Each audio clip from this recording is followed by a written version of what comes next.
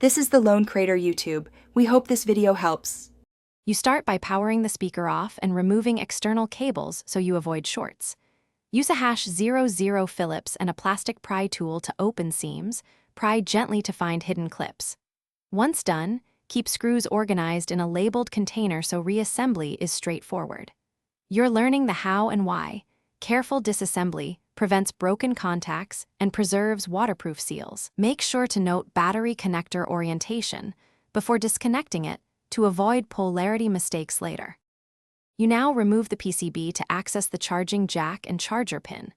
After unplugging the battery and grounding yourself, inspect the board to find the jack and the pin header. Follow the copper traces so you know where to solder the new pin. Desolder the existing pin with a 3040W iron, wick, and flux. Clean the pad and test continuity to the battery input. Doing this prevents cold joints and ensures the replacement will transfer power reliably.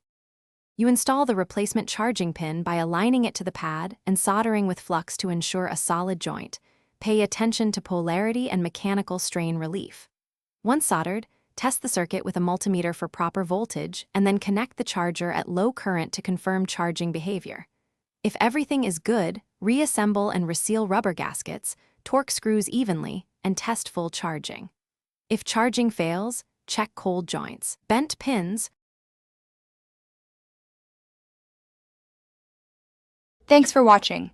Consider subscribing if we helped you.